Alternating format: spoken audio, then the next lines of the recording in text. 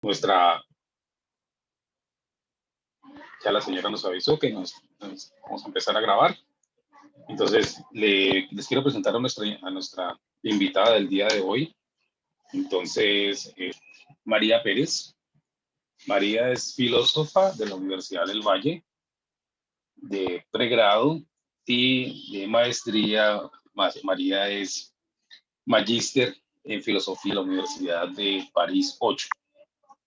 María tiene otra maestría. ¿Cuál es que es, María? Tu segunda Sí, maestría. básicamente soy máster de la Universidad de Poitiers en teorías prácticas y conflictos y soy máster de la Universidad de París 8 en crítica contemporánea del arte y la cultura. Vale, entonces, María, como les decía, su pasión son los temas del transhumanismo, poshumanismo. Hemos coincidido en varios escenarios discutiendo el tema. Bueno, ella discutiendo el tema, yo escuchándola. Estos no son los temas habituales míos y me gusta aprender de quienes saben. Entonces, María, bienvenida. Gracias por estar aquí de nuevo y el público es todo tuyo. Gracias. Bueno, comencemos. Tenemos una hora, muchachos, así que voy a intentar, usualmente el transhumanismo se habla desde, digamos, desde una teoría filosófica demasiado pesada. Todos ustedes que hayan leído libros de filosofía entenderán a qué me estoy refiriendo. Pero hoy para ustedes he preparado una presentación que trae lo esencial sin ser muy enredada y lo más importante es aterrizarla a lo que ustedes viven como estudiantes de esta maestría y más allá de todo, a permitirles pensar lo que está sucediendo con respecto a las tecnologías en su campo de estudio con una visión un poco más transhumanista. Así que comencemos.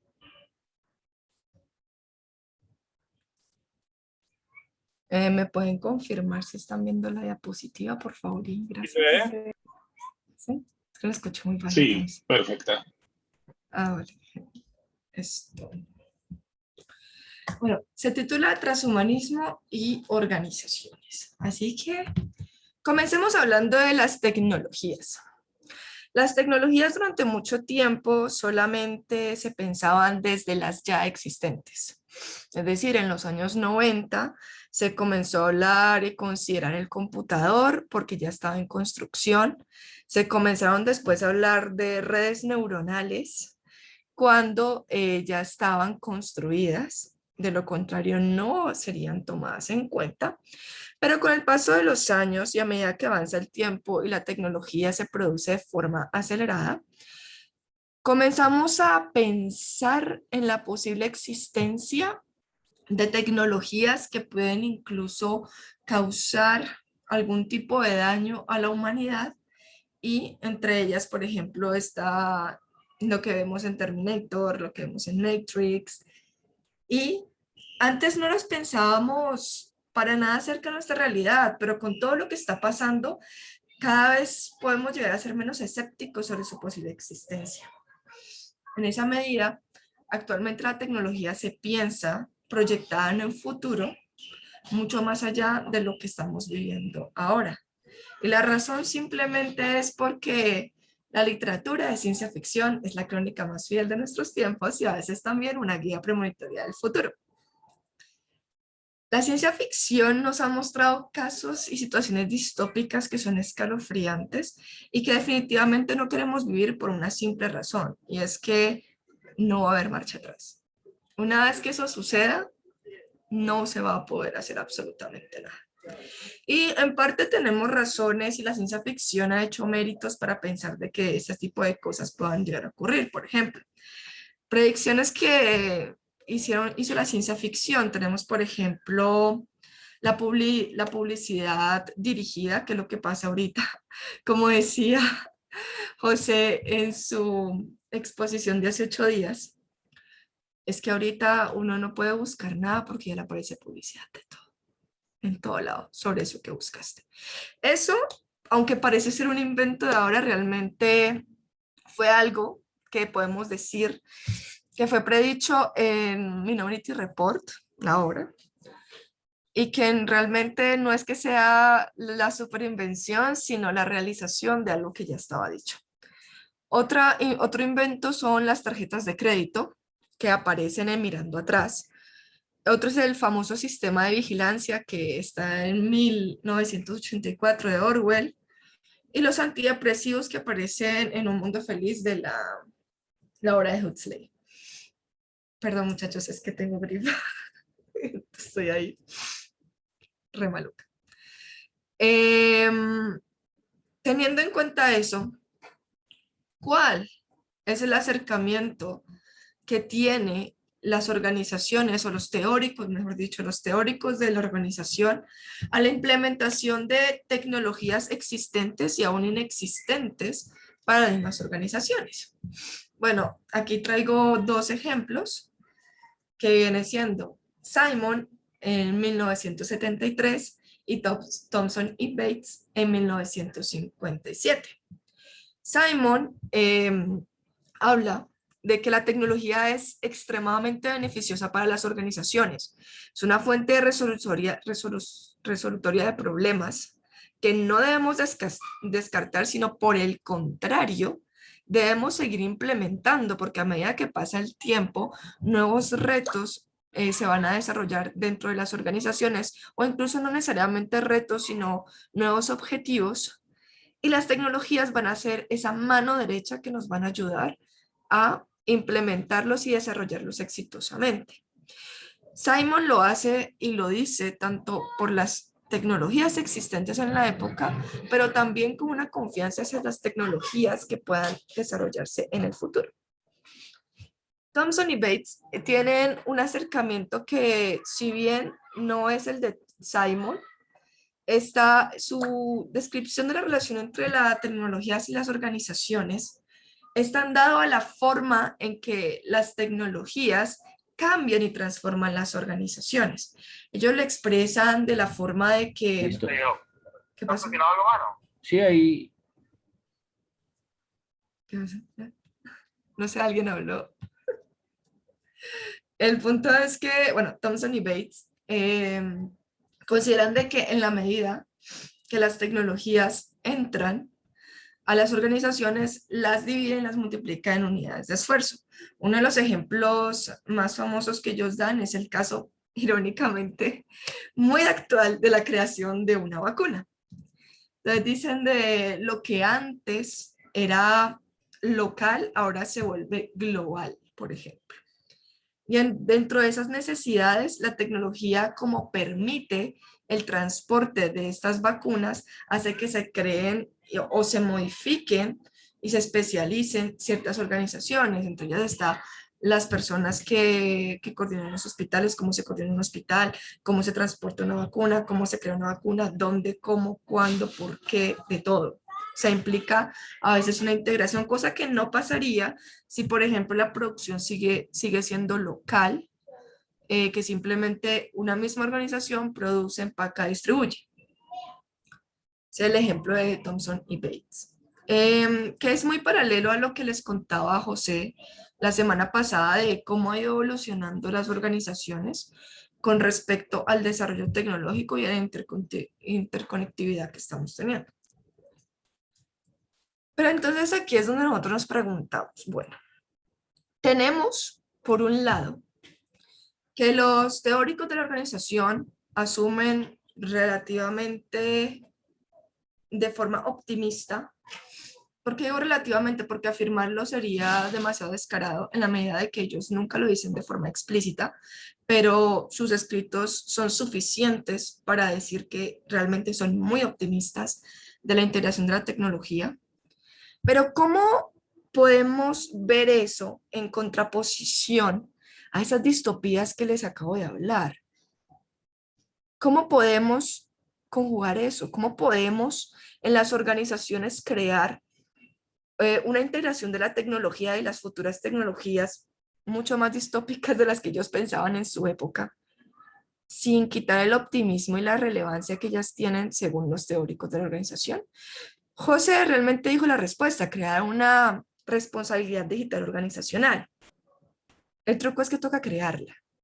Pero ¿en qué nos podemos basar para crearla? ¿Cómo podemos hacerlo? Es aquí donde les traigo 3 ideologías muy famosas de la relación hombre-tecnología, hombre-máquina, que nos pueden servir como guía base para crear esa responsabilidad digital organizacional y de paso ser funcional a la estructura de las organizaciones. Tenemos el transhumanismo, los bioconservadores y el poshumanismo.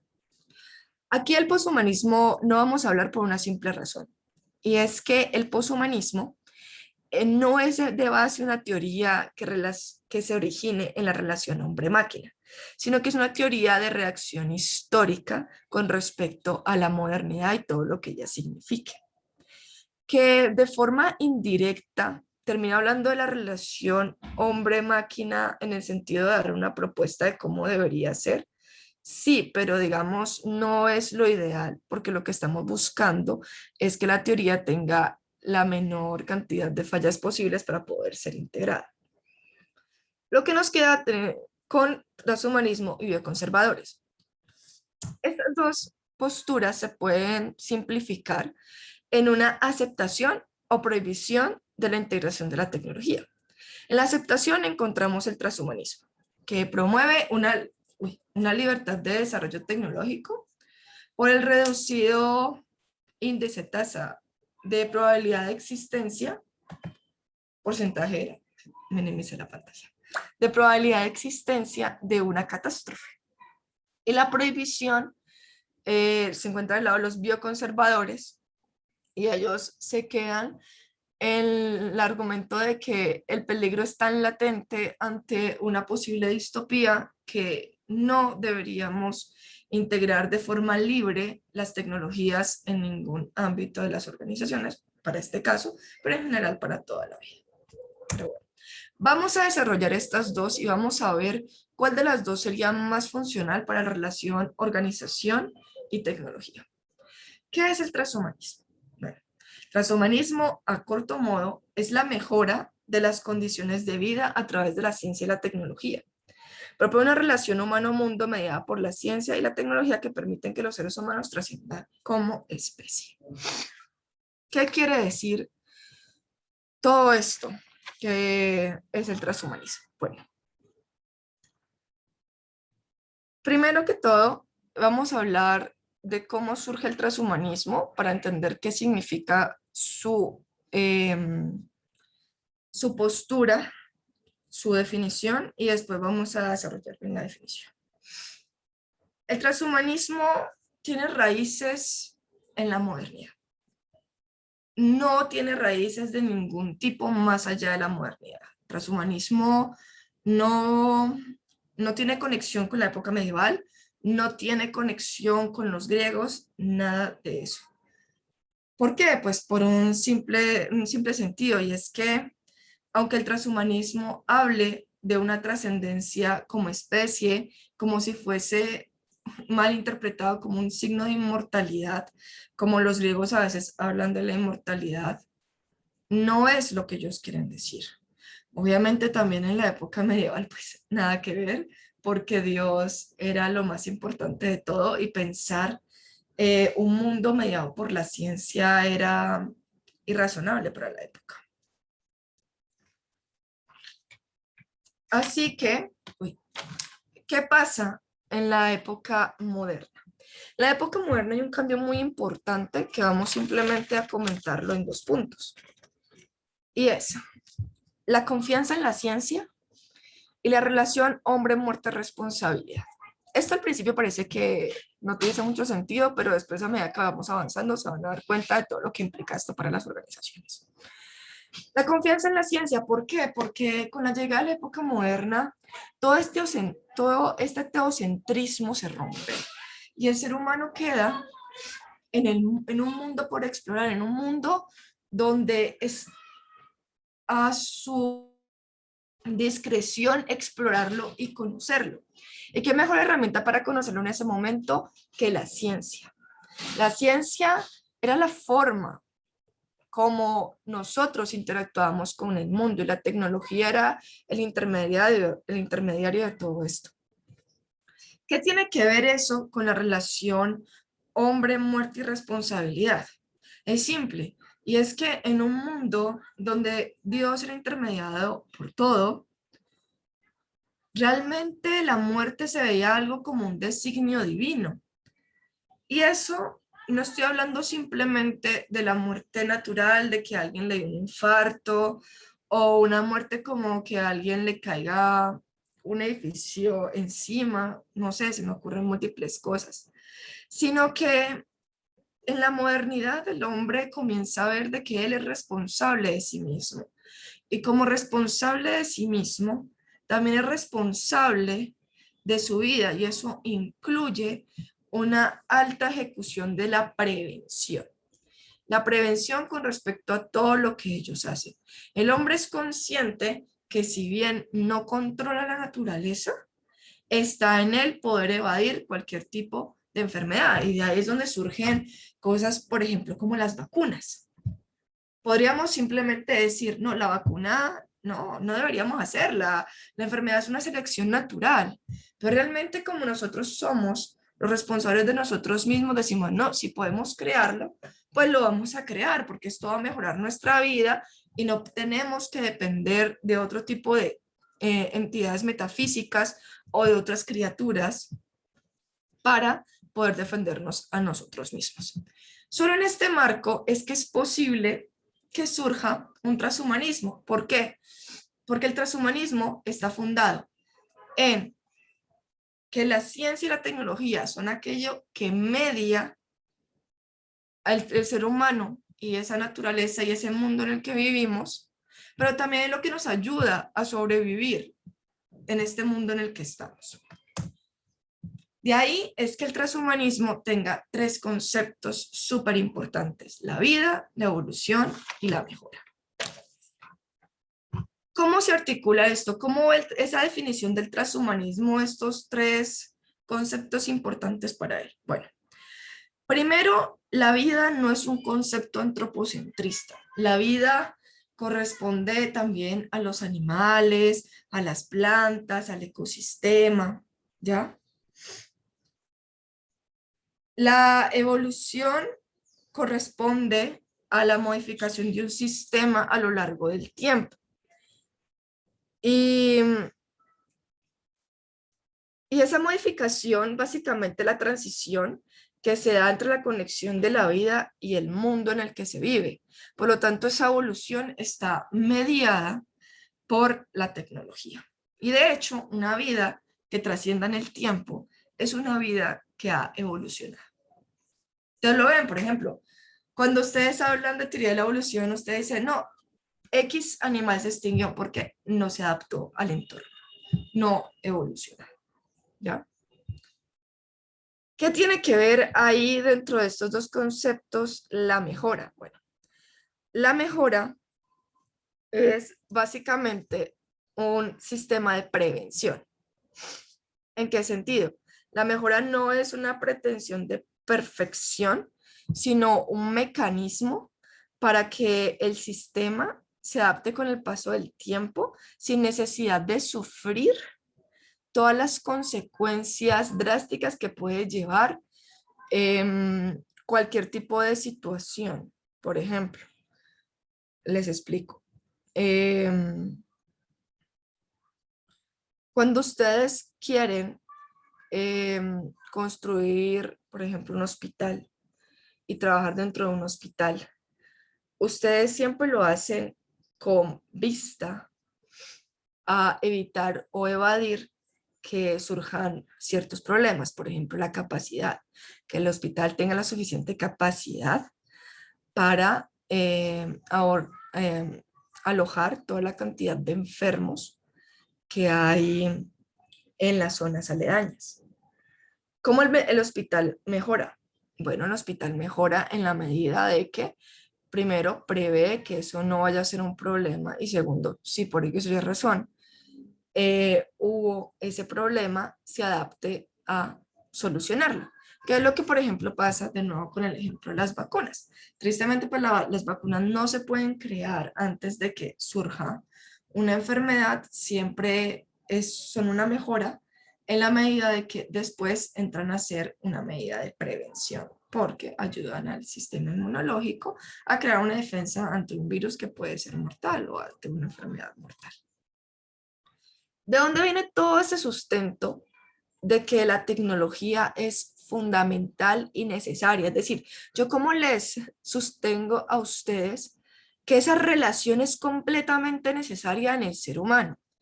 La razón la encontramos en la teoría volquiana del ser humano, y es que el hombre nace siendo incompleto.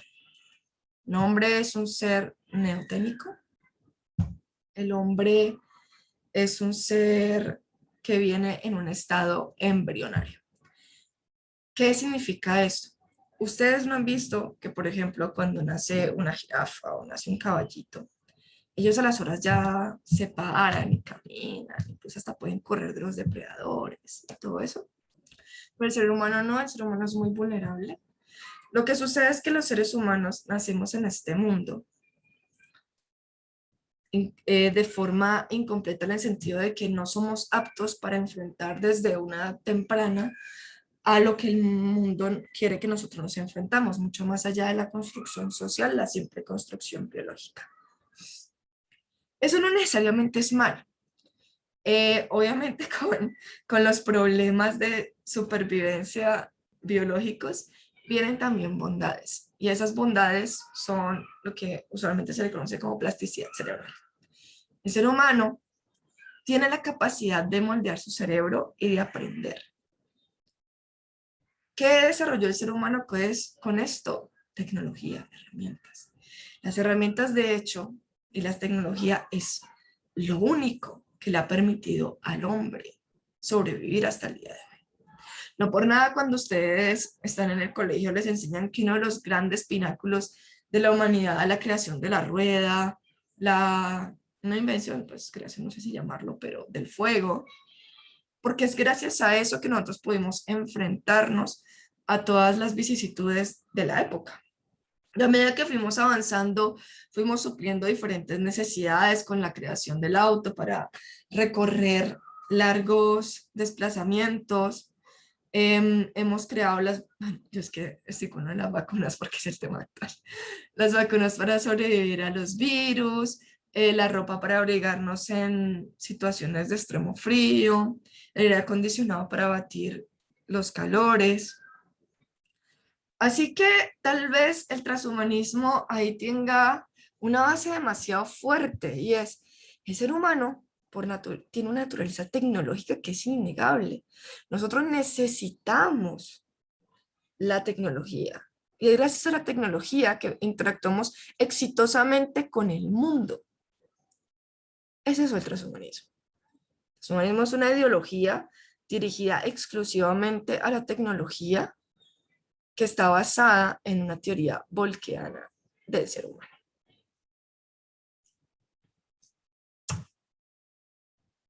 Perdón. Aquí ven la teoría volquiana de la retardación a neotenia. Básicamente es: el hombre llega al mundo siendo insuficiente, pero esa insuficiencia le da la posibilidad de crearse a sí mismo mecanismos y aprender. Ahora, perdón, es que comencé a escuchar doble. Aquí. ¿Me escuchan doble? ¿No? Bueno. Te escuchamos bien, María. Gracias. ¿Qué podría tener de crítica una teoría que profesa una sólida esencia humana en la tecnología? ¿Qué problemas tendría una teoría que nos promete tener una mejor vida? Una teoría que hace al ser humano responsable de sí mismo, una ideología que aboga por una buena interacción de lo humano y la máquina en pro de una salud humana. ¿Qué podría fallar ahí? Bueno, es aquí donde entra la contraparte, que son los bioconservadores y su crítica al transhumanismo. Entonces, la crítica bioconservadora, bueno, ¿qué son los bioconservadores para empezar? Los bioconservadores, nosotros le decimos una ideología, pero en parte es el nombre que se le otorga a todas aquellas personas que son contrarias y que critican a la teoría transhumanista. Los bioconservadores realmente es una reacción al transhumanismo. ¿Qué son los bioconservadores? Los bioconservadores son aquellas personas que abogan por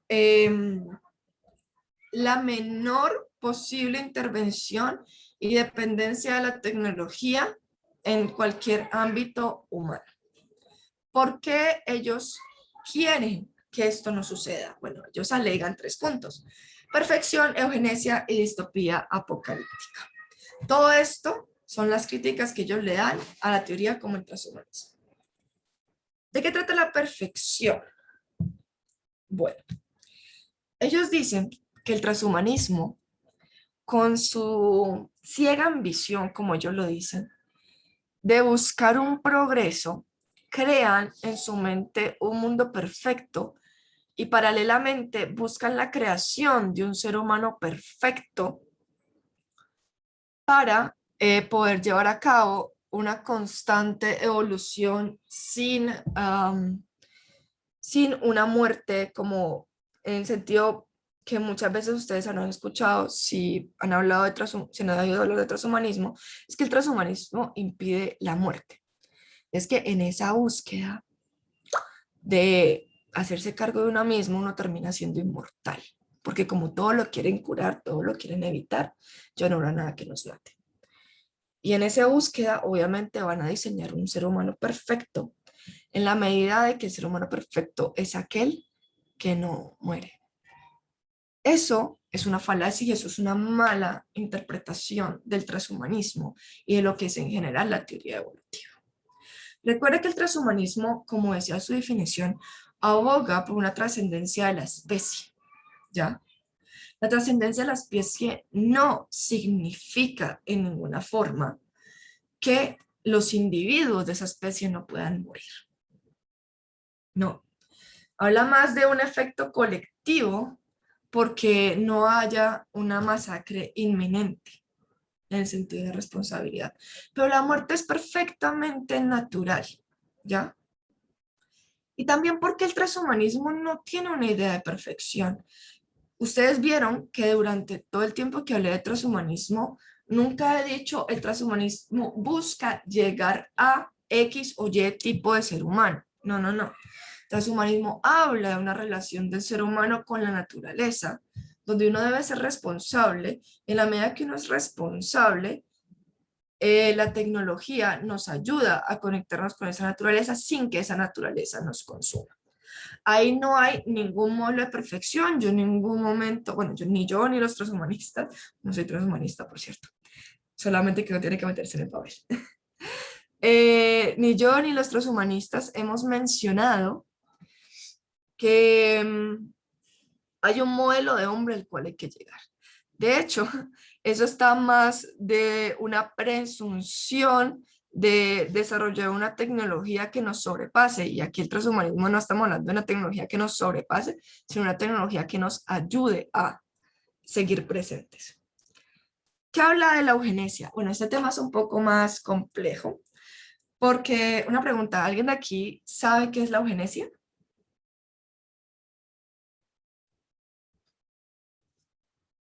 Sí, no, tal vez.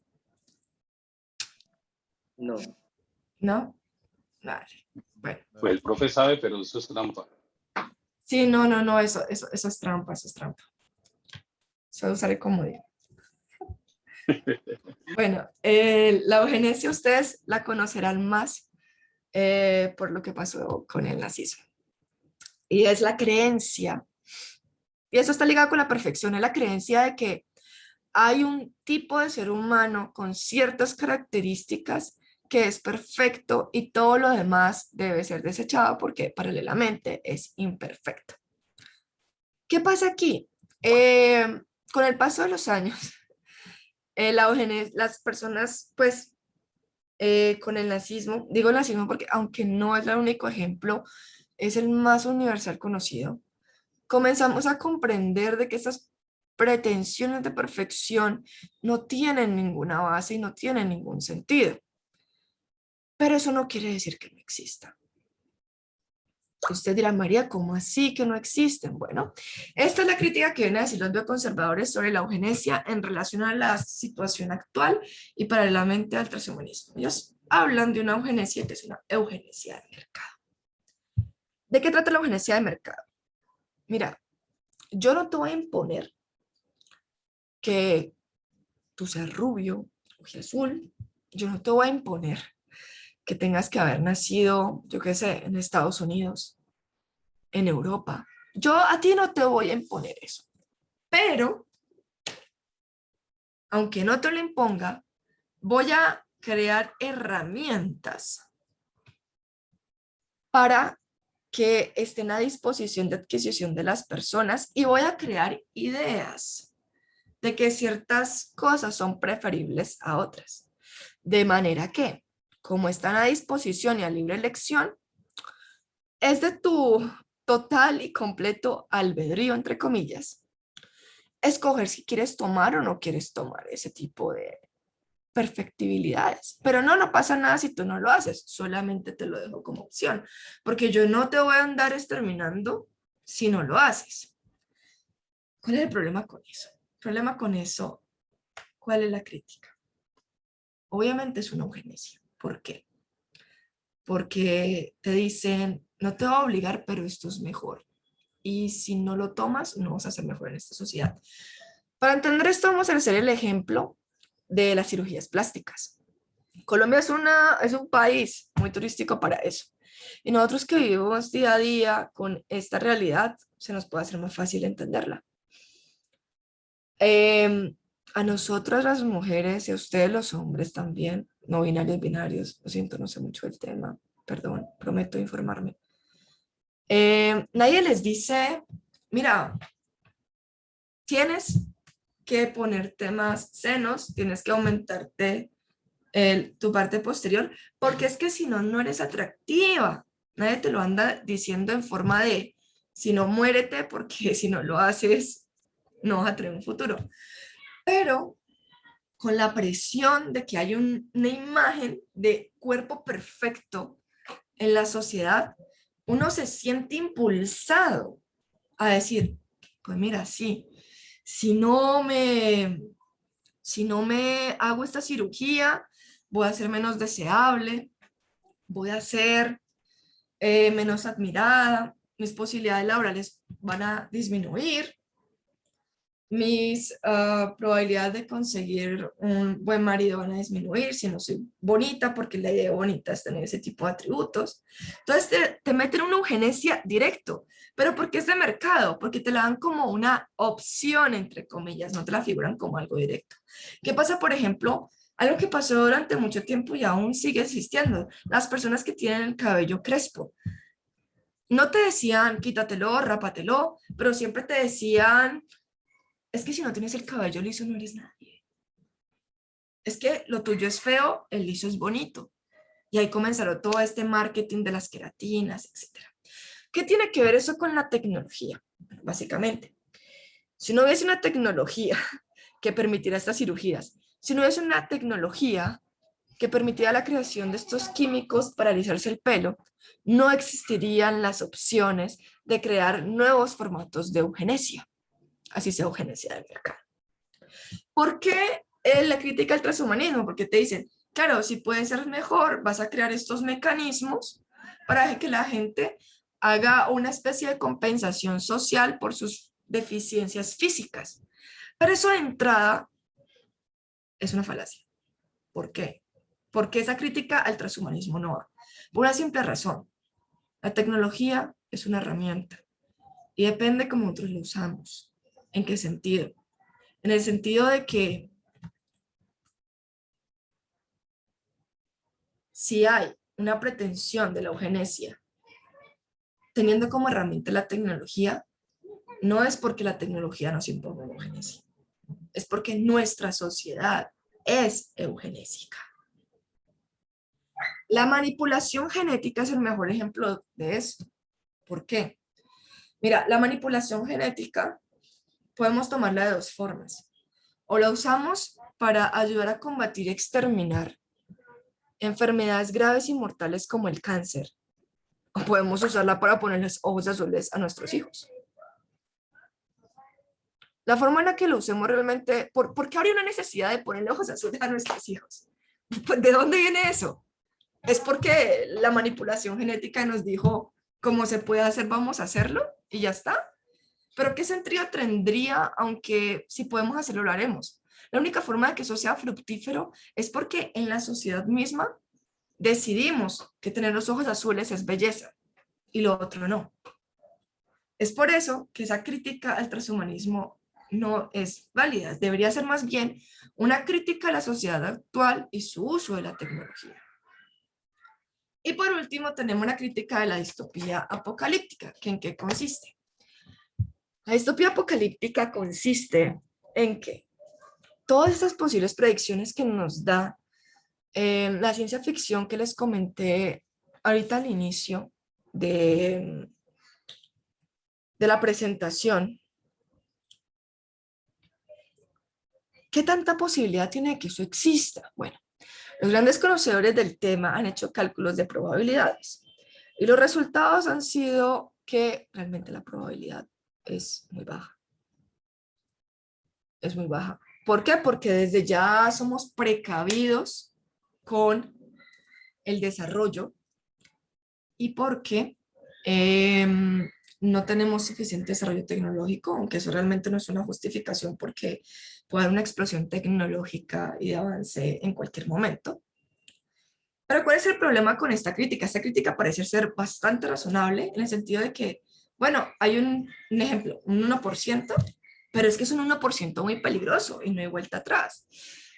Eso uno lo pone a pensar sinceramente y es un argumento bastante válido. El problema es que la misma razón por la que critican el transhumanismo es la misma razón por la cual el transhumanismo puede excusarse.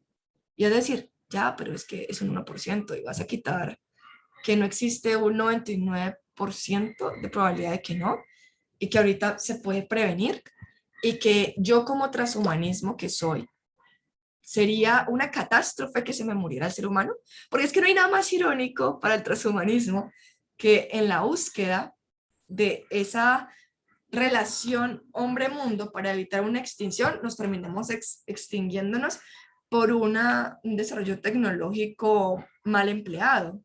Es decir, el transhumanismo de entrada no es ingenuo. El transhumanismo de entrada dice, si una tecnología me va a exterminar como especie, yo no la quiero.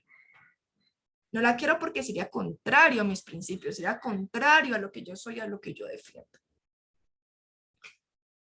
En esa medida, la crítica de los bioconservadores queda completamente desarmada. Y aún queda una idea importante y es, bueno, esta equivalencia no es real. El transhumanismo puede funcionar bastante bien porque no presenta una ingenuidad, respeta al ser humano y apoya la tecnología, cosa que los bioconservadores, aunque digan que no niegan la importancia de la tecnología dentro de la naturaleza humana, son demasiado rasos en implementarla. Pero bueno, teniendo esta teoría, ¿cómo se beneficiarían las organizaciones del transhumanismo? ¿Cómo pasaría eso? ¿En qué nos beneficia? Bueno, primero, el transhumanismo podría crear una responsabilidad digital organizacional y, como bien su nombre lo dice, aboga por una implementación responsable conforme al ser humano de la implementación de cualquier tipo de tecnología, inteligencia artificial y robots sociales en las mismas organizaciones. Y eso no quiere significar una contrariedad entre las dos, porque de hecho el transhumanismo comparte ese mismo ideal de protección de la humanidad. Aparte de eso, como decimos ya, respeta la naturaleza tecnológica del hombre. Ustedes pueden pensarse, oigan, ¿puede existir una organización sin tecnología? La respuesta es sí. El problema es que para el contexto en el que estamos ahora sería completamente obsoleta. Completamente obsoleta. Ustedes se imaginan encontrarse una organización, un ejemplo, que ustedes tengan que llevar un papel y les diga, no, aquí no tenemos fax, no tenemos teléfono, tienes que llevar el papel directamente y caminar, no sé, estoy en un lugar súper apartado de cualquier transporte. Ustedes dirían, uff, esto es demasiado complicado. Esto, quién sabe cuánto dure, no va a funcionar muy bien en el mundo tan interconectado que tenemos. Y por último, no es ingenuo. ¿Por qué es importante la no ingenuidad? Es por una simple razón. A nivel de las organizaciones, estas distopías a veces se ven dadas con el famoso ejemplo de, es que los robots nos van a reemplazar por completo. Vamos a quedarnos sin trabajo. Va a hacernos más daño que bien. No vinieron a simplificar nuestra vida, sino que vinieron a quitarnos oportunidades. En ese sentido, el transhumanismo es bueno. ¿Por qué? Porque no es ingenuo. Dice, cualquier cosa que afecte de manera negativa al desarrollo del hombre y su existencia, no va a ser bienvenido. ¿Y eso qué tiene que ver con las organizaciones? Si para el ser humano, porque eso son pautas que solamente define el ser humano es el que define qué es lo bueno para él. Si para el ser humano tener un trabajo digno, que le permita desarrollarse, que le permita cubrir sus necesidades, es algo importante, pero la tecnología va a entrar a quitarle eso, que para él es importante, y no lo va a dejar desarrollarse y tener un contacto con el mundo en el que vive, no va a ser una tecnología ni provechosa, ni buena para su creación. Y esto a veces pasa y tiene que ver mucho con la cultura en la que cada uno de nosotros estemos. ¿Por qué? ¿Ustedes no han visto que los desarrollos tecnológicos, dependiendo de los países, pueden ser significativos o no? Bueno, eso es lo que se discute, por ejemplo, con la implementación de los robots y con la implementación, por ejemplo, del Big Data y la protección de datos. Por ejemplo, uno se preguntaría, en el contexto colombiano que hay tanta corrupción, lo digital, ¿valdría la pena desarrollarlo? Bueno, el transhumanismo, a pesar de que abogue por un bien de la especie, no es ciego ante la realidad local, ¿vale? Siempre va a tener presente lo que es importante. Aunque en el mundo se compartan ciertos valores, como por ejemplo, ¿qué te diría yo? Todos queremos una... No, a ver, espérate, se me fue el ejemplo, lo siento. Todos queremos, a ver, ¿qué queremos todos en todo el mundo? Por ejemplo, Respeto a la vida, por ejemplo. respeto a la vida. Entonces, en ese sentido, por eso la bomba nuclear fue tan criticada. Porque ¿para qué queremos crear una tecnología que nos termine matando si todo el mundo... Y es por eso que la bomba nuclear a veces es tan peligrosa y por eso fue tan impactante. Porque todo el mundo ama el respeto a la vida. Todos los países del mundo están de acuerdo con ese derecho a la vida. Pero creas una bomba nuclear y la bomba nuclear indirectamente te está diciendo un país en cualquier momento puede acabar tu país. Tu derecho a la vida está amenazado. Claro, ¿qué pasó? Que en la época de la creación de la bomba nuclear, pues no había una conciencia de ese transhumanismo ni una implementación consciente de ideologías de la relación hombre-máquina para evitar este tipo de catástrofes futuras. ¿Qué podemos concluir de todo esto? Y es que la organización tiene un saber que se enriquece en la medida que las sociedades se transforman, que es lo que yo les decía, de que con la aparición de tecnologías, las sociedades se transforman y las organizaciones que están en sociedades, pues también interactúan con ellas, que es lo que decía Thomson Bates, por ejemplo. Actualmente no existe una teoría sobre la relación tecnología-organizaciones que abarquen las nuevas tecnologías y las tecnologías en posición de existencia. Los esfuerzos se centran en investigaciones para innovar tecnológicamente las organizaciones, pero nunca se piensa el impacto que estas pueden tener dentro de las mismas, lo que podría derivar en prácticas económicamente beneficiosas pero éticamente degradantes. Es por ello por lo que el transhumanismo es provechoso para las organizaciones.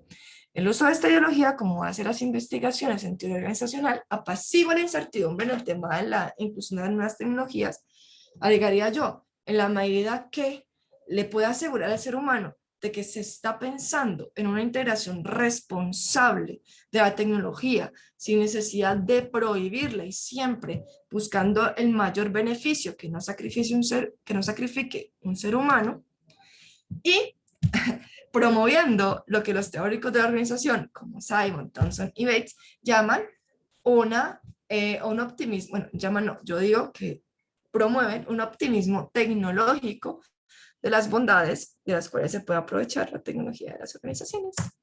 Gracias. Muchas gracias, María, es súper interesante. No sé, nuestros asistentes, es el momento de echar para preguntarle a María o para ampliar alguna duda, en fin, adelante.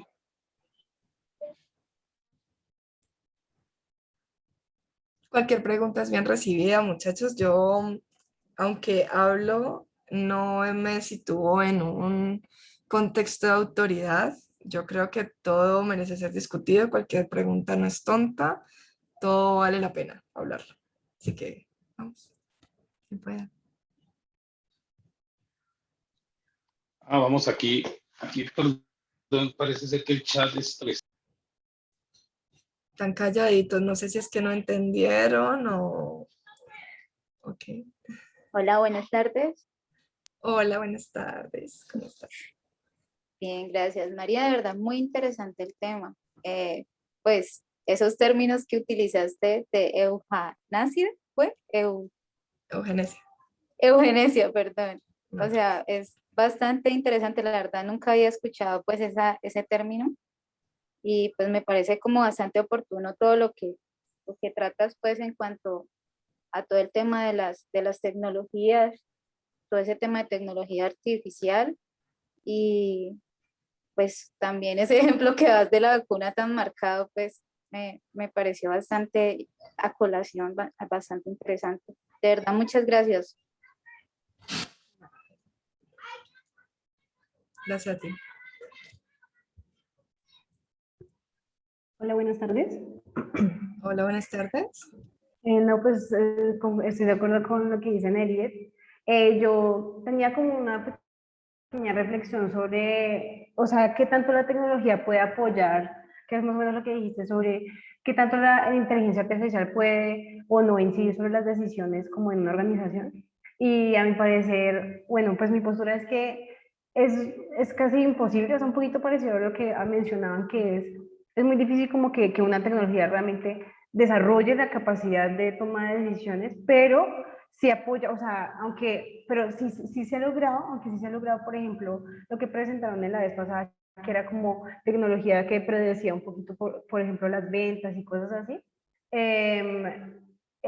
Yo sí creo que ya para la toma de decisiones es muy difícil, porque como mencionaba el profe al principio, pues con lo de Simon, en las decisiones son como, tiene que ser muy rápido y siento que no, y aunque una tecnología pueda evaluar más variables que uno como ser humano, hay cosas como de lo humano, o sea, de, ¿cómo se dice? Es que no sé las palabras exactas, pero de la parte de humanitaria o, bueno, humana de la organización, que no se pueden simular. O sea, eso es lo que yo siento que nunca va a poder como entender. Humanística, gracias.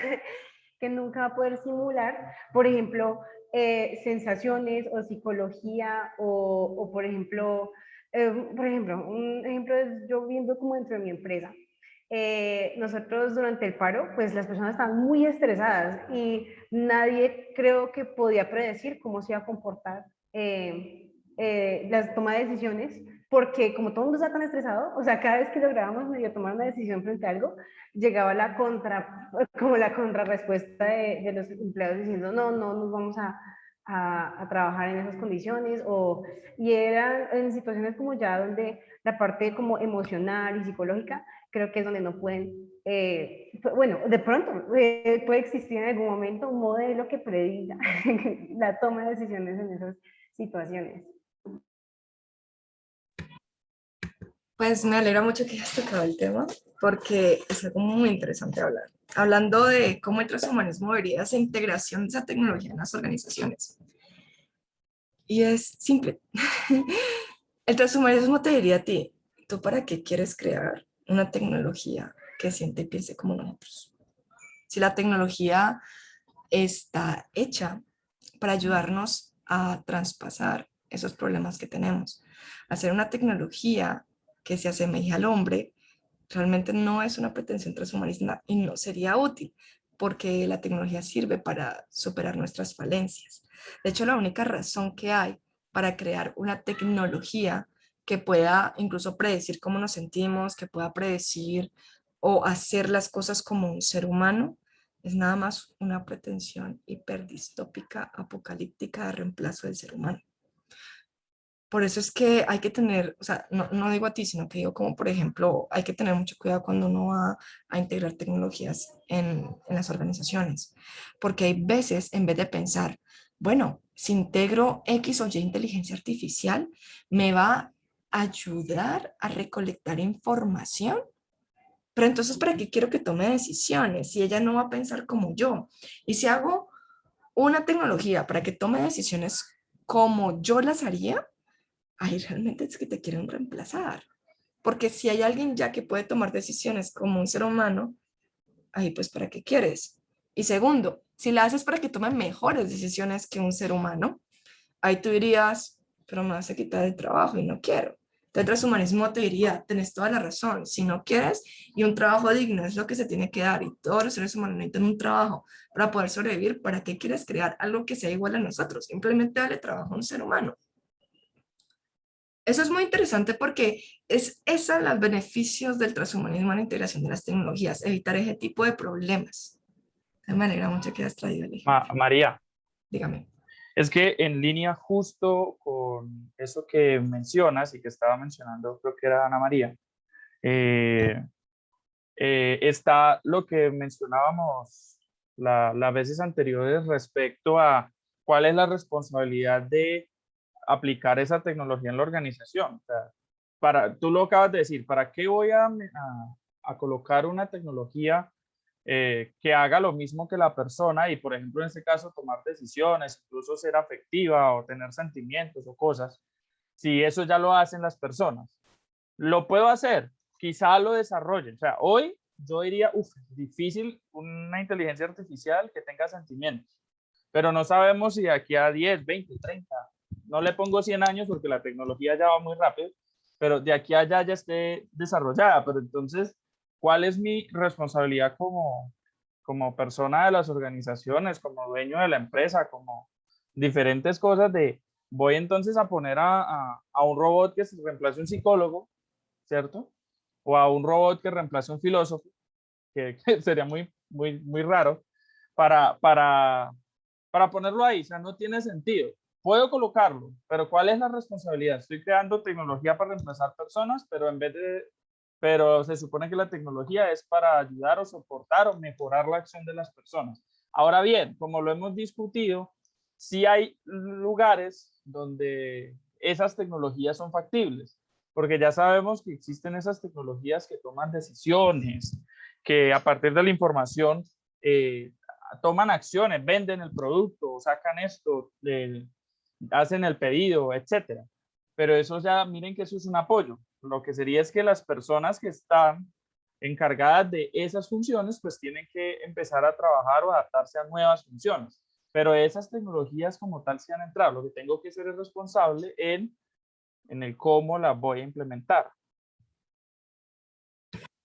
Sí, de hecho, el transhumanismo nunca piensa que una idea de perfección es la máquina. Jamás. Ellos piensan que la máquina es simplemente una herramienta. Si ustedes les dicen, no, es que la máquina es perfecta, entonces hay que implementarla en relación con la eficiencia humana, ahí no. Ahí lo más probable que esté pasando es que el capitalismo depredador te está dando muy duro. Y por eso es que ustedes veían en las diapositivas que la implementación en la tecnología sin esa responsabilidad digital organizacional y pues ojalá basada en un transhumanismo, termina siendo beneficiosa económicamente para ese tipo de economías depredadoras en vez de tener realmente un fundamento social. Aunque ellos lo quieran demostrar de 1500 maneras, te van a decir, es que las máquinas son súper perfectas, entonces tenemos que entregarnos a ellas. No, eso es una desviación mal justificada de lo que es el desarrollo tecnológico. Aquí tenemos, dice Diana Aniel, o Angeli, lo siento. Me vi una película, Réplicas. Ahí creo que el ser humano siempre va a tomar ventaja de su conocimiento y si tiene poder puede llegar a consecuencias bastante fuertes. Creo que siempre nuestros sentimientos e intereses prevalecen. Entonces, si la regulación es importante para pedir que esto se desborde, ay, ok, sí, sí, sí. De hecho, realmente es eso. Es para evitar que esto se desborde. Aparte porque, lo que me encanta hablar. Y es que los seres humanos no necesariamente son éticamente buenos. ¿Por qué? Porque siempre va a haber gente que no quiera que tú tengas un buen trabajo, si significa que tener un buen trabajo tú es menos ganancia para ellos, aunque ellos tengan suficiente dinero. Entonces, ¿qué pasa? Es como también un transhumanismo ayudaría a las organizaciones a que, y un desarrollo, una responsabilidad digital organizacional a que ese tipo de personas no tengan ventaja en la sociedad. Porque si económicamente nos seguimos moviendo por el dinero, va a pasar lo que ella está diciendo. Y es que nosotros, perdón por el ruido, es que no puedo controlar el niño de mi niña. Va a haber personas que siempre van a querer tomar ventaja por cosas económicas. Entonces, desde ahí vamos viendo la importancia de que esto no suceda. ¿Alguna otra pregunta? Mientras alguien pregunta, creo que hacer una pauta publicitaria. María, Dígame. no hay otra pregunta ahí. Ya vimos la de réplicas. Pero si alguien tiene otra pregunta, adelante. Yo tengo una, sino que creo que es un poquito de más aristas. Llamémosla así. Esta es una pregunta un tanto más de reflexión. María, ¿cuál es, yo escuchándote y demás, y todo el discurso que aquí nos concita, me preguntaba cuál puede ser la relación entre este transhumanismo y el posmodernismo. O sea, hace un rato mencionabas el transhumanismo como un resultado de la modernidad, esencialmente. Entonces se me ocurre en primera instancia, por supuesto que estoy solamente aproximándome por el tema y pensando mientras vos vas hablando, y se me ocurrió esa pregunta, o sea, ¿el posmodernismo se contradice con el transhumanismo? ¿El transhumanismo sería una de esas estructuras que el modernismo ataca? ¿O el transhumanismo calza bien en el posmodernismo? En fin, no sé, ¿qué opinión te merece? Bueno, la pregunta rápida es la de desarrollar. No, el transhumanismo no calza bien el posmodernismo. El transhumanismo realmente es heredera de la modernidad.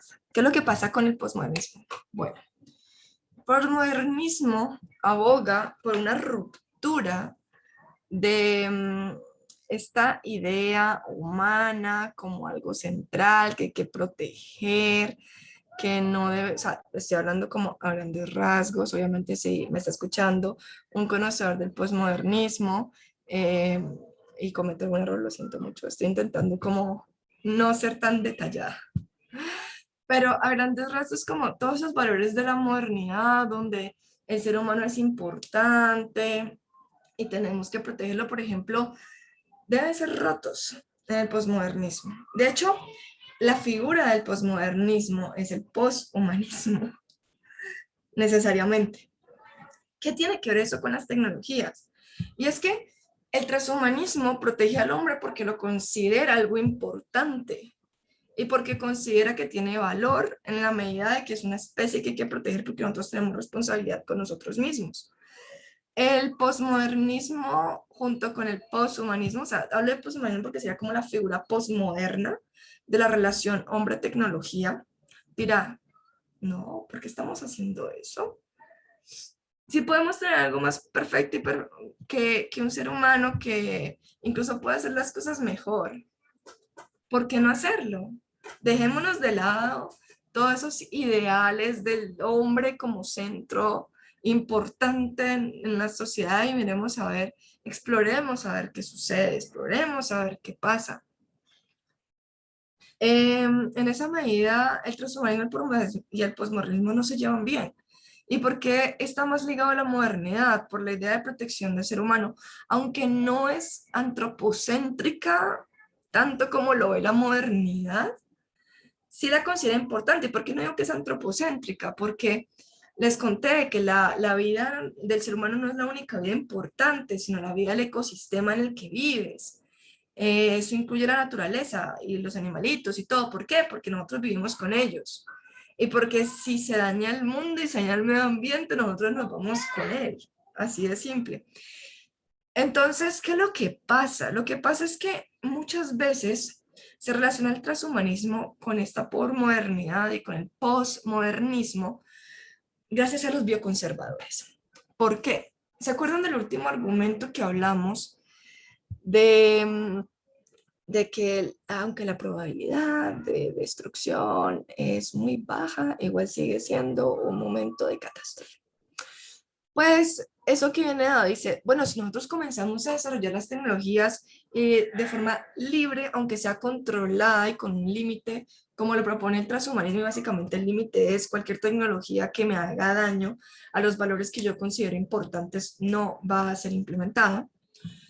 Entonces, no me perdí. Momento, recapitulo.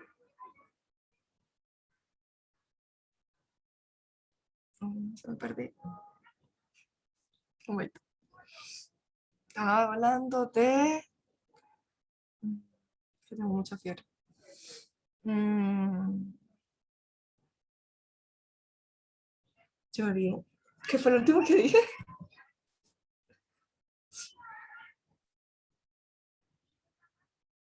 Así ya.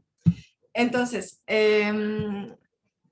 si nosotros permitimos el transhumanismo, que comience a implementar estas tecnologías, en cualquier momento puede pasar un accidente que pueda llegar a desarrollar una tecnología que realmente nos destruya. Entonces, en esa medida, dicen los bioconservadores, el transhumanismo siempre va a ser una ventana para el poshumanismo. Eso pues realmente es falso. Es falso precisamente porque incluso si se llega a generar una tecnología destructiva, nunca va a ser implementada porque no va a ser beneficiosa para la humanidad.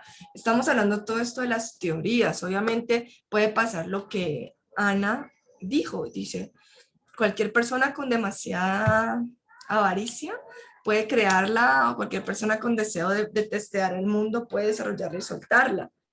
Ya, eso sí, pero entonces va a ser un accidente momentáneo y eso ya no necesariamente atañe al transhumanismo en la medida que ellos solo se investigan y generan tecnologías, pero digamos de que al menos a grandes rasgos sí puede ser controlada. Es por eso que no me gusta esa crítica, porque muchas veces los confunden y no son lo mismo. El transhumanismo no tiene una idea de reemplazo o mucho menos de restarle importancia a la humanidad, mientras que este poshumanismo ubicado en la posmodernidad, lo que significa la relación del hombre y la tecnología realmente es bastante oscuro para la especie humana.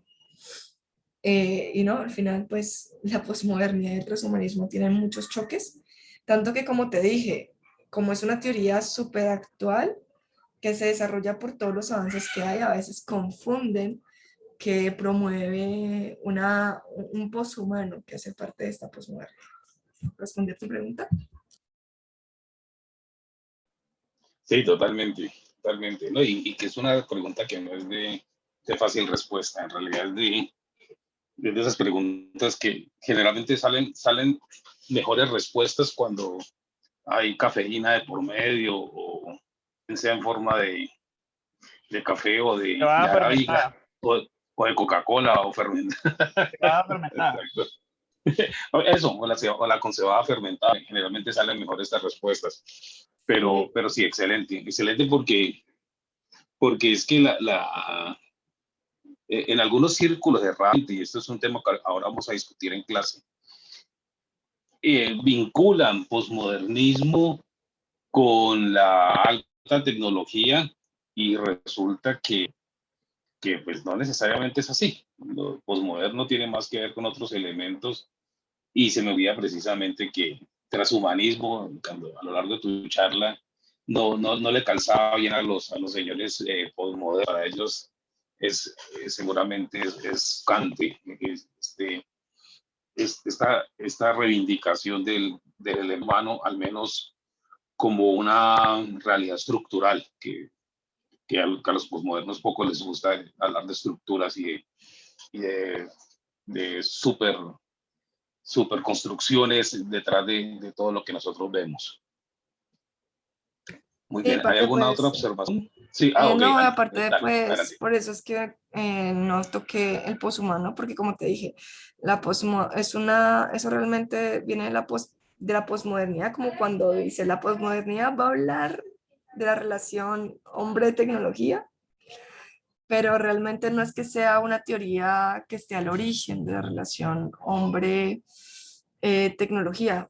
Por eso te digo, el transhumanismo tiene como ciertos orígenes ideológicos en la modernidad, pero no está pegado a la modernidad, sino que surge como una teoría directa de la relación hombre-tecnología. Si no, tienes razón, va, eso es muy largo, intentar resumirlo lo más que pueda.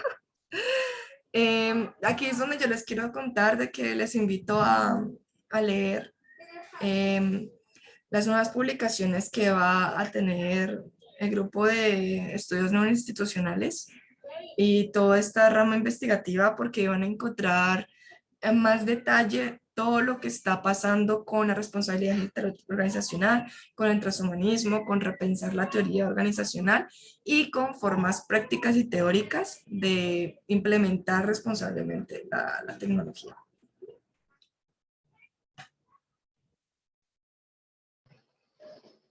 ¿Alguna otra observación También pueden de nuestros hablarla de forma invitados? general. O sea, pueden hablarla de forma general. Por ejemplo, me dicen, María, es que a mí me inquieta la manipulación genética. Hablemos de eso. O María, a mí me inquieta cuál sería la relación entre la economía y esta responsabilidad. Si será real o no será real. O María, a mí me inquieta saber, mientras estamos desarrollando esta responsabilidad digital, qué cosas nos están protegiendo de estas implementaciones. Cualquier cosa.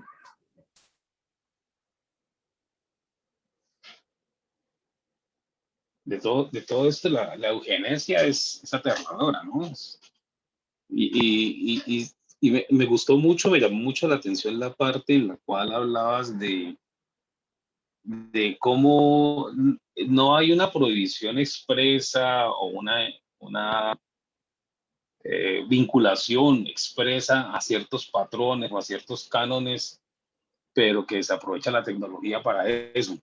Hoy día, incluso lo que antes era reaccionario, hoy día parece ser el mainstream, o sea, parece ser la corriente dominante. Entonces, cuando quien ahora se atreve a cuestionar a quienes cuestionan la existencia de estructuras o ciertos valores que se pueden llamar tradicionales, entonces hacen parte de los nuevos renegados y de los nuevos señalados y los nuevos condenados.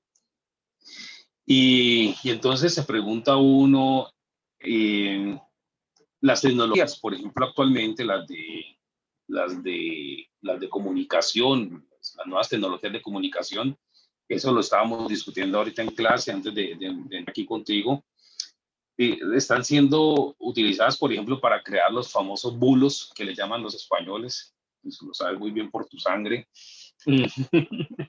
lo que llaman los españoles los bulos, o que es más conocido internacionalmente como los fake news, estas noticias falsas. Y he encontrado yo dentro de todo este andamiaje tecnológico que ahorita hay bulos de los bulos. Entonces ya no solamente hay difusoras de bulos, sino que también hay otras difusoras que quieren hacer parecer como bulos información que es certera. Y hay otras difusoras que se encargan a hacer bulos de los bulos. O sea, si hay un bulo, pero no se tiene información suficiente para descartarlo, entonces se le inventa otro para hacerlo parecer de otra manera. Entonces se encuentra uno con que esta tecnología se está volviendo, tal como lo decía hace un rato, no es culpa de ella, pero se está volviendo contra del propio ser humano, de la disponibilidad de información, de su capacidad de procesarla y demás. Hay una broma que se encuentra uno frecuentemente en Facebook, y es esta que dice que aparece una foto, por ejemplo, de John Lennon. Entonces dice: no creas que todo lo que aparece en internet es verdad porque aparece foto y el nombre de alguien. Y dice Abraham Lincoln, el baterista de los Rolling Stones, y la foto es de John Lennon. Y uno lo ve ahí, y cualquiera que esté desprevenido va a creer que eso es verdad, como las cadenas falsas de WhatsApp también, que entonces le dan este aire que le llaman documental, ese aire de documental falso. Entonces, pues nuestro presidente lo hizo, ¿no? Hizo esa entrevista falsa, que eso fue comiquísimo, ¿sabes? Yo la verdad es que nunca lo sorprende uno cada día más. Eso de hacer esa entrevista y con formato como si fuera tipo CNN, y él respondiendo a un entrevistador imaginario, es increíble, pero a eso nos ha llevado la tecnología hoy día, y entonces nos está llevando a una suerte, no sé, los valores que se comparten con la eugenesia y con incluso pueden hacer una suerte de eugenesia digital, ¿no? Hay una masa privilegiada que son los que se han sabido montar en esto, en este nuevo bus. No sé qué opinión te merece, María. Sí, a mí me gusta mucho eso porque yo siempre tengo esta frase de cuando llegó el Internet, y ahorita que estamos con el Internet, nos dimos cuenta de que el problema no era el acceso a la información. El problema es que no sabemos diferenciar qué información es real o no. Pero claro, a la gente que hace este tipo de bulos le encanta echarle la culpa a la tecnología. Es como, no, hay bulos porque la tecnología permitió que existieran porque hay acceso a la información. No, eso desde hace mucho tiempo estaba, solamente que ahorita la información es más amplia, incluso uno hasta incluso le pueden permitir negar esa información. Tú antes tenías que el periódico, y si te decía el periódico que hizo Y cosa era verdad, te lo creías, porque no había otra fuente de información. Claro, lo que pasa es que ahorita simplemente hay un mar de información, pero las fake news son la misma de los periódicos, de la radio, del televisor, de todo. Solamente que ahorita hay más interconexión. Sí, de hecho sí hay una diferencia en ese sentido. Más que todo, pero digamos que explicarlo en el sentido de la información a veces puede ser muy engorroso, pero sí vamos a hablar del acceso a ella. Por ejemplo, ¿ustedes sabían que hay un Facebook exclusivamente para gente millonaria? Sí, la hay. Entonces es como ellos dentro de la red crean sus redes y sus espacios donde se comparten cierta información privilegiada, mientras nosotros seguimos en el mar de información. Eso es lo mismo que estaba pasando con el mundo, solamente que llevado a lo virtual. Lo que pasa es que nos encanta, insisto, echarle la culpa a la tecnología. Si eso pasa en la red, es porque literalmente ya estaba pasando en el mundo, ¿me entendés? La idea de que alguien tiene que tener cierto acceso a la información y alguien tiene que tener acceso a otra, que alguien hay que mentirle, que alguien no, si eso existe es por un rasgo propio de la sociedad en la que estamos. Y la crítica tiene que ir a la sociedad y no a la tecnología.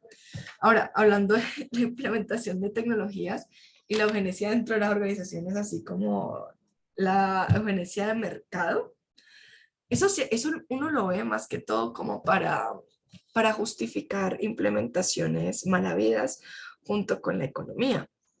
Te dicen, no, Si usted no tiene X tecnología, su organización o su empresa, bueno, la empresa en parte de organizaciones, pero usted me entiende, no va a ser rentable. No va a ser rentable. Entonces, tú dices, uy, ¿cómo no va a ser rentable? ¿Va a quebrar? Eso también aplica para un hospital. Bueno, es que ahorita todo lo quieren hacer empresa y todo lo quieren ver económicamente.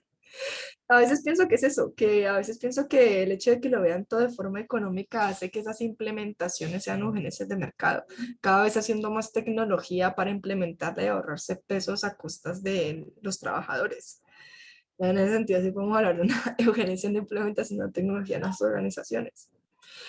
Pero ustedes dicen, pues, ¿cómo combatimos eso? Pues combatimos como lo combatimos realmente todo, o sea, generar conciencia e intentar de que la economía no sea el pináculo de la vida, sino volver a que el hombre haga parte importante de ella también.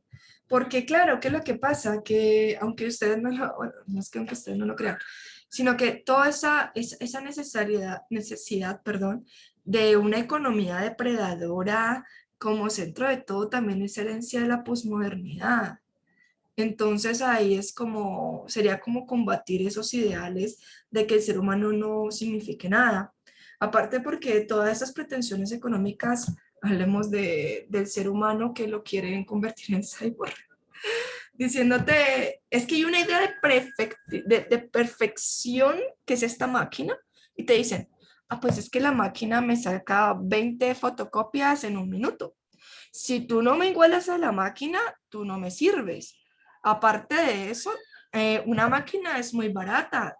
A ti te tengo que dar igual de barato porque si no, te convierto, para eso contrato una máquina, si me va a costar menos. Entonces, básicamente porque eso es eugenesia de mercado, porque te quieren decir, tú tienes que llegar a una imagen de perfección, que en este caso es una máquina que hace tu trabajo. Digo entre comillas porque hay trabajos que las máquinas no lo hacen bien, porque ajá, no tienen posibilidad de hacerlo, porque no piensan como nosotros.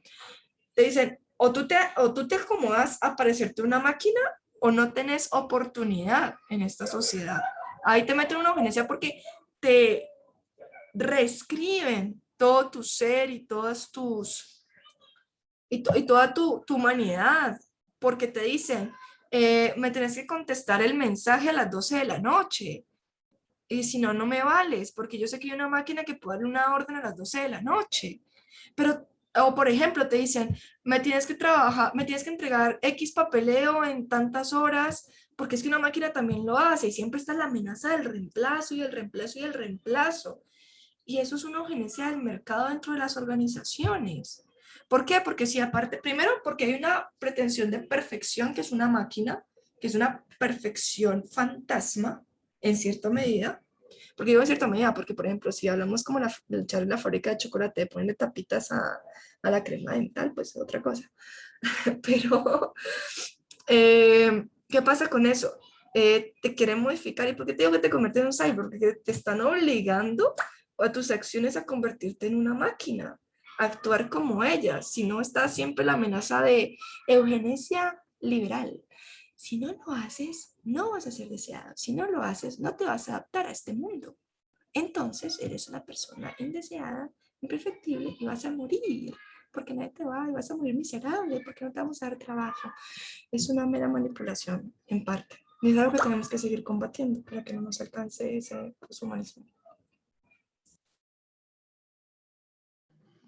Excelente, María. ¿Alguna otra intervención? Bueno, entonces queda las gracias a María por su participación con nosotros. Ahora, cuando hice la inducción de María, no me y este es el momento de hacerlo, que María es investigadora del Grupo de Estudios Neoinstitucionales y es quien encabeza precisamente esas temáticas.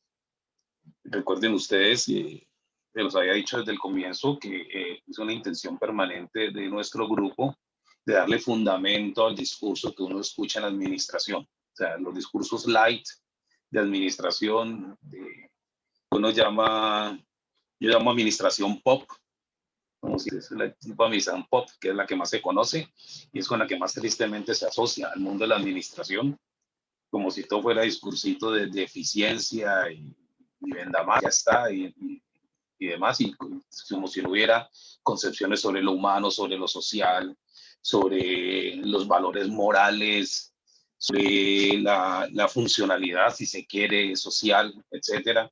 Y resulta que la administración está inmersa en todo eso y los buenos administradores se familiarizan con eso. Y ese es el sello que tenemos en la Universidad Nacional, que es un sello que compartimos con la Universidad del Valle, ¿no? Que nosotros somos hermanitos intelectuales y somos permanentemente, nos cruzamos los caminos todo el tiempo. Gracias a Dios, porque nos entendemos muy bien. Entonces, esto hace que eso. También este tipo de fundamentación y por supuesto los contactos con María están abiertos a través del grupo, a través de ella misma. Voy a despedir, María, leyéndote, están colocando aquí en el chat, que hay muy buena impresión. Dice, a ver, arranquemos por acá. Dice Diana Angeli, muchas gracias, excelente tema. Iván, muchas gracias. Víctor Alfonso, muchas gracias. Luisa, muchas gracias. Code Binary, muchas gracias. María, gracias a todos. Eneriet, muchas gracias. Oscar, muchas gracias. Muy buen tema, excelente presentación. Ana María dice, buenísimo el tema, lo único que no me gustó de Darcy es que fue corto. Este es tema como para hablar por horas, ¿no? Sí, seguro, seguro que sí. Podemos volver a encontrarnos en estos escenarios. Es más, nosotros estamos preparando una presentación para el Simposio Internacional de Responsabilidad Social que va a tener lugar en Argentina, va a ser virtual, pero siempre ha tenido lugar, lo maneja la Universidad de La Plata. Yo hago parte del comité científico de este simposio y nosotros estamos preparando una charla para esto. Es más, allá en Argentina siempre esperan que el GEN lleve este tipo de temáticas, de este tipo de fundamentaciones que a ellos les encanta. Sí, es Universidad de La Plata y Universidad de Buenos Aires son nuestros aliados, o nosotros más bien somos aliados de ellos en esto y esta va a ser nuestra presentación. Es más, en algún momento podemos compartirles la presentación que vamos a llevar para Argentina. Entonces, de nuevo, María, muchas gracias. Moló mucho. Gracias a todos. Gracias a todos. Realmente me hace muy feliz que les haya gustado. Si en cualquier momento quieren discutir un tema muy específico de un caso específico, no duden en comentárselo al profesor y estaré aquí de nuevo cada vez que ustedes quieran. Excelente, muchas gracias. Un abrazo. Chao. Feliz día. Feliz noche.